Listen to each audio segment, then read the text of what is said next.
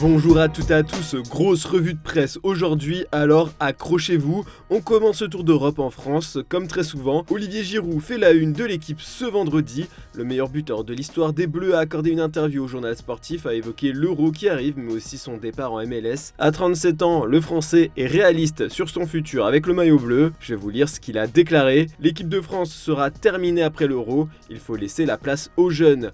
On s'en doutait un peu, mais maintenant c'est officiel. Il s'est aussi expliqué sur son choix de partir en MLS au Los Angeles FC plus précisément. Je voulais découvrir une nouvelle expérience de vie, une culture différente. Je n'ai été qu'une seule fois à Los Angeles en tournée d'avant-saison et j'ai beaucoup aimé. Il y avait aussi New York et Miami qui sont les deux villes avec LA qui font rêver les Européens. C'est aussi un joli clin d'œil de se retrouver avec Hugo Lloris. J'ai été séduit ensuite par la dynamique du club et leur volonté d'être au top. Sinon, d'après les informations de l'équipe, ça sent le grand chamboulement à Lens. Le directeur général du club Arnaud Pouille a annoncé son départ à certains salariés du club.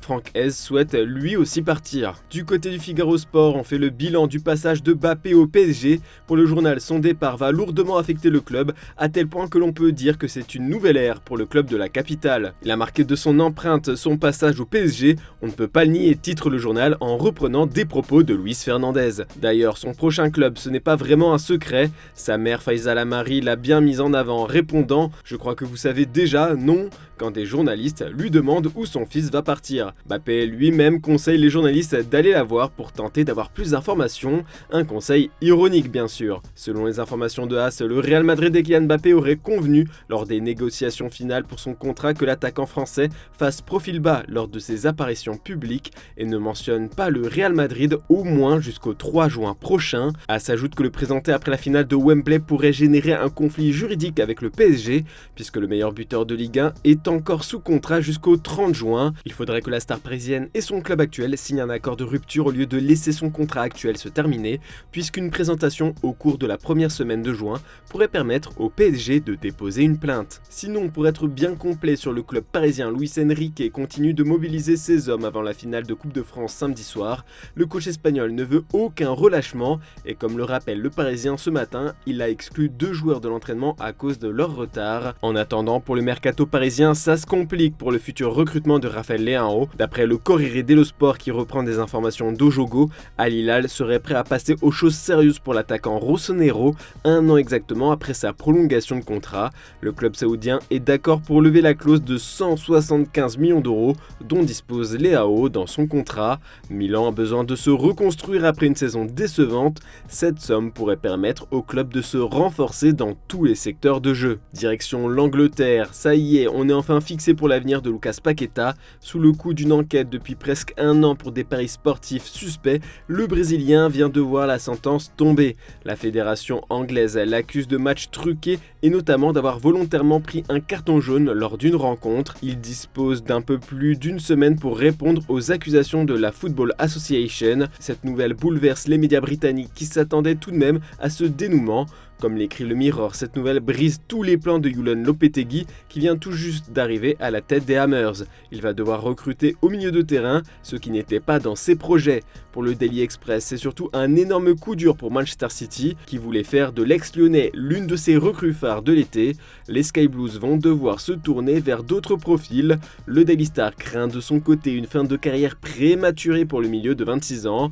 En effet, d'après The Guardian, les Hammers pensent que les sanctions de la Football Association pourraient être lourdes. Pour rappel, Sandro Tonali avait été suspendu 2 mois par la FA pour des paris sportifs suspects. Ivan Toney avait été éloigné des terrains pour 8 mois. Pour Paqueta, on pourrait compter en années. Ce matin, à la une du Corriere dello Sport, on retrouve Thiago Motta. Hier, le Bologne FC a annoncé son départ après 2 années de bons et loyaux services. Et d'après le journal italien, le coach désormais libre de tout contrat va s'engager avec la Juventus Turin. Il va rencontrer les dirigeants lundi.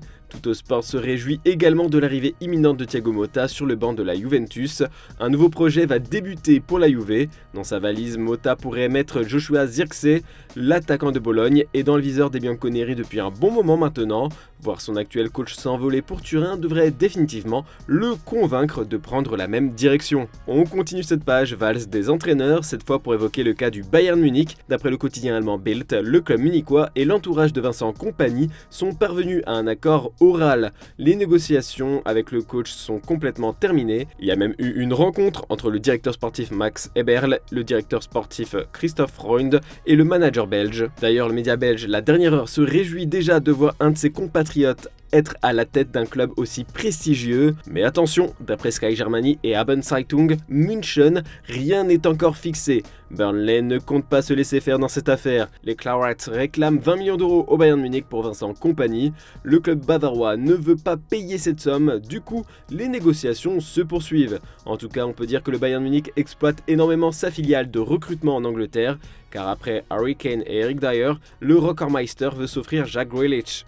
L'Anglais perd du temps de jeu chaque semaine à Manchester City et Munich veut lui offrir la possibilité d'être un titulaire indiscutable sur la scène européenne. Vincent Kompany est très fan du joueur et pense pouvoir convaincre le joueur de le rejoindre. La présence d'Harry Kane dans l'effectif est aussi un énorme atout. Pep Guardiola, de son côté, se serait déjà positionné contre ce départ. On termine en Catalogne avec Mundo Deportivo. Hansi Flick est toujours annoncé comme favori pour prendre la succession de Xavi à la tête du FC Barcelone. L'Allemand devrait signer un contrat d'une saison plus une autre en option qui coïnciderait avec la fin du mandat de Joan Laporta. Xavi de son côté a reçu une proposition de l'équipe sud-coréenne pour poursuivre un projet à long terme. Le natif de Terrassa a remercié l'intérêt mais a rejeté l'offre. Son licenciement devrait être annoncé après la dernière journée de Liga qui se dispute ce week-end. Et comme l'écrit As, Flick n'avait qu'une envie, rejoindre le Barça, et il a même commencé à apprendre l'espagnol depuis un moment, en plus d'avoir refusé Chelsea. La présence de Pinizavi dans l'opération, agent du coach et proche de Joan Laporta, a aussi facilité les choses. Voilà, c'est tout pour ce vendredi, on se retrouve demain matin pour une nouvelle revue de presse. N'oubliez pas le JT Foot Mercato en fin d'après-midi. Et à titre personnel, c'était ma dernière revue de presse, c'était un plaisir de vous donner toutes ces informations tous les matins. Mais ne vous inquiétez pas, la relève est déjà assurée et vous la retrouverez dès demain matin. Bonne journée à toutes et à tous et à bientôt.